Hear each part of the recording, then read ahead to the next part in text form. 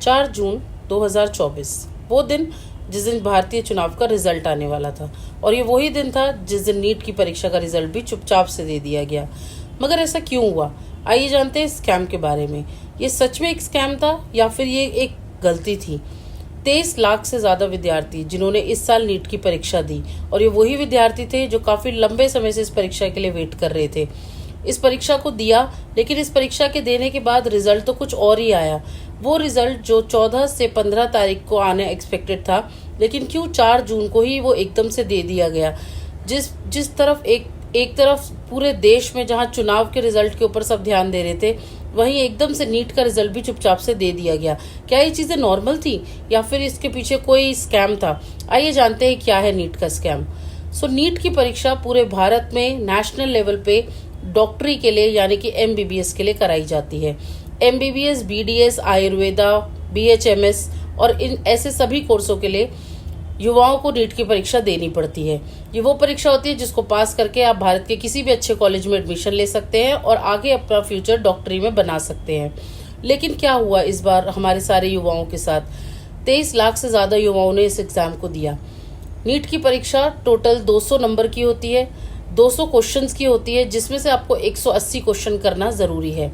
एक question 4 marks का होता है, यानी कि अगर आप 180 क्वेश्चन सही अटेम्प्ट करते हैं तो 180 इंटू 4 720 नंबर, तो आपका स्कोर आता है 720 नंबर।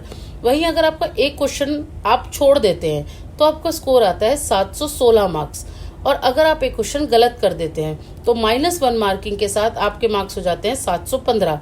तो जब 716, 715 और 720 स्कोरिंग आनी थी, तो फिर कहाँ से ये स्कोरिंग 719 और 718 आ गई?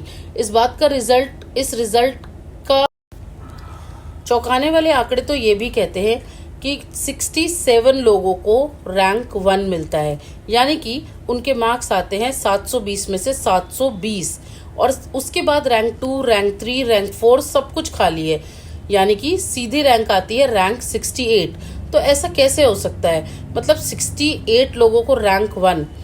दूसरे चौंकाने वाले स्टैट्स ये कहते हैं कि उन 67 लोगों में से 12 विद्यार्थी ऐसे थे जिनका रोल नंबर एक सीक्वेंस में था, मतलब कि उनका एग्जाम सेंटर एक ही था, जिन सब की रैंक 1 आई।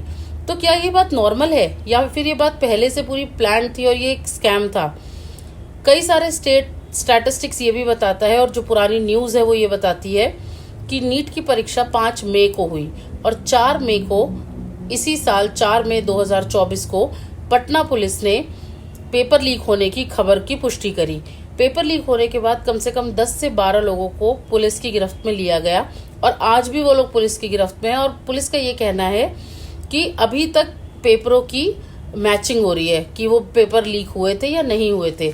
सब जानते हैं थोड़े बहुत दिन मैचिंग होगी, उसके बाद ये डॉक्टरों की परीक्षा खत्म हो जाएगी, इन लोगों की काउंसलिंग होगी और सब लोग अपने अपने किसी न किसी मेडिकल कॉलेज में चले जाएंगे। लेकिन नुकसान किसका हुआ? नुकसान उन गरीब माँ बापों का हुआ, उन बच्चों का हुआ जिन्होंने कई सपने देखे थे, कई सालों से परीक्षा की वेट कर रहे थे, कई रातें बगैर सोए गुजारी हैं। उन गरीब मजदूर किसानों का हुआ जिनके पास शायद इतने पैसे नहीं है, जो शायद लोन लेके अपने बच्चों को पढ़ा रहे थे। लेकिन अगर हम देखें तो आज एक बहुत बड़ा मामला है और कई सारे बच्चों का पूरा फ्यूचर स्टेक पे लगा हुआ है। ये वही डॉक्टर हैं जिन्होंने कोविड के समय में भी ना अपनी सोची ना अपने घर वालों की सोची, लेकिन सिर्फ हम सबके लिए सोसाइटी में। जब NTA से रिपोर्ट की पुष्टि करी गई, NTA से पूछा गया कि ये मार्क्स 719, 720 कैसे आए, तो उनका ये कहना था क्योंकि कुछ सेंटर्स पे टाइम लैप्स की प्रॉब्लम हुई थी, तो टाइम लैप्स की वजह से कुछ लोगों को ग्रेस मार्किंग दी गई। तो ग्रेस मार्किंग किस बेस पे दी गई? क्या इसका कोई पुष्टिकरण करा गया, या फिर क्या प्रोटोकॉल था या क्या क्राइटेरिया था जिसके बेसिस पे ग्रेस मार्क्स दिए गए? तो इसका किसी के पास कोई आंसर नहीं है। तो ये वो समय है जब हम सबको मिलकर इसके लिए एक आवाज़ उठानी होगी, और मेरी आप सबसे बस यही रिक्वेस्ट है कि इस समय हम सबको मिलके खड़ा होना होगा। नीट की जो भी स्कैम हुआ है उसके अगेंस्ट वॉइस रेज करनी होगी, उन सभी विद्यार्थियों के लिए जिनका फ्यूचर खराब होने के एकदम स्टेक पर है, जिन्होंने अपने लाइफ के 2 साल 3 साल इस परीक्षा के लिए लगाए हैं। तो आइए हम सब मिलके खड़े होते हैं और डिमांड करते हैं एक सही डिसीजन की, और वो सही डिसीजन जो सबको एक सही लाइन पे ले जा सके, और जो डिजर्व करता है उसे एक अच्छी सीट मिल सके, एक अच्छा कॉलेज मिल सके, और अच्छे से पढ़ के वो लोग अपना फ्यूचर बना सके, और हम सभी नागरिकों के लिए एक उदाहरण बन सके। So thank you so much. जय हिंद, जय भारत।